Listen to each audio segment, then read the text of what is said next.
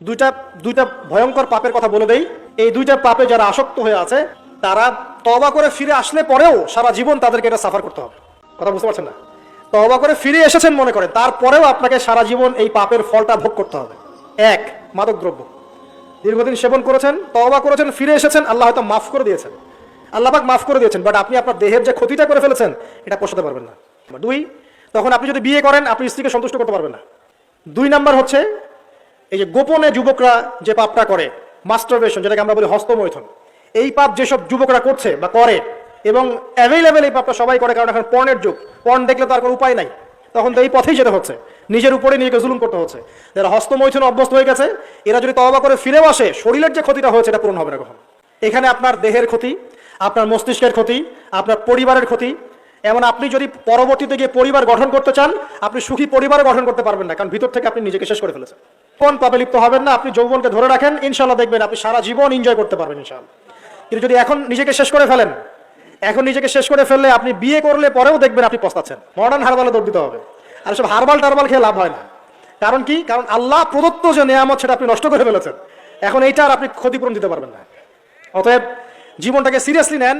দেখেন, আমার মতো বয়সে, আমার চেয়ে প্রায় 10 বছর বয়স আগেই তারেক বিন জিয়াদ স্পেন জয় করেছিল। আমার যে বয়স এখন চলছে 30 পার হয়ে গেছে, এর চেয়ে আরো প্রায় 10 বছর আগে মোহাম্মদ বিন কাসিম এই সিন্ধু জয় করেছিল। এখন যে ইসলাম আপনি ভোগ করছেন এটা তাদের ফল।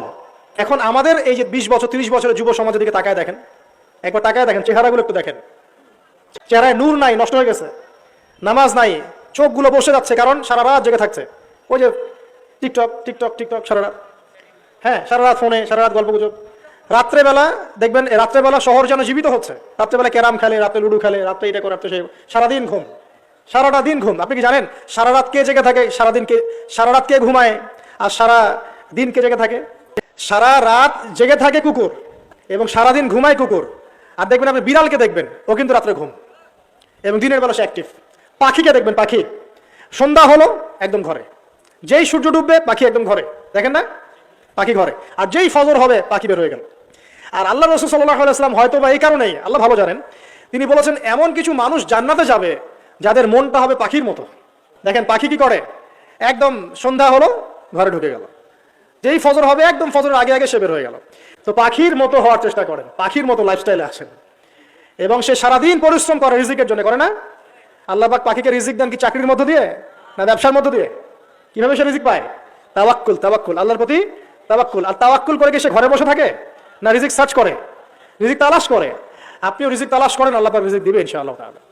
প্রিয় যুবক ভাইরা, আল্লাহর ওয়াস্তে তওবা করেন। যারা যারা মাদকদ্রব্যের সাথে সংশ্লিষ্ট আছেন বা থাকার সম্ভাবনাও ছিল, এর ধার কাছেও যাবেন না, ওয়াদা করছেন তো? এবং গোপন পাপে লিপ্ত হবেন না। মুসলিম তরুণ যুবকদেরকে উদ্দেশ্যে বলছি যে আপনারা কায়িক পরিশ্রম করেন, কায়িক পরিশ্রম করেন, 5 ওয়াক্ত সালাতটা আল্লাহর ওয়াস্তে নামাজে মসজিদে এসে পড়েন। বেশি কিছু করতে বলছি না ভাই, আমার কথা শোনেন, বেশি কিছু করতে বলছি না, আল্লাহর ওয়াস্তে 5 ওয়াক্ত নামাজটা মসজিদে পড়েন, পারবেন না? আচ্ছা, ডেইলি 10টা পৃষ্ঠা করে কোরআন তেলাওয়াত করেন, পারবেন? আল্লাহ তৌফিক দান করুন। ডেইলি 2-4 টাকা করে সদকা করেন, পারবেন? আচ্ছা, প্রত্যেক দিন কিছু দাওয়াতি কাজ করেন, আমর বিল মারুফ, সৎ কাজের আদেশ করবেন, নাহি আনিল মুনকার, অসৎ কাজে নিষেধ করবেন, পারা যাবে ইনশাআল্লাহ। আপনি হালাল রিজিকের একটা সন্ধান খোঁজার চেষ্টা করেন, পারবেন ইনশাআল্লাহ। পড়াশোনায় নিজেকে ব্যস্ত রাখেন, লেখাপড়ায় নিজেকে ব্যস্ত রাখেন। যদি এর পাশে আপনি সময় পান, আমি বলবো আপনি খেলাধুলা করেন।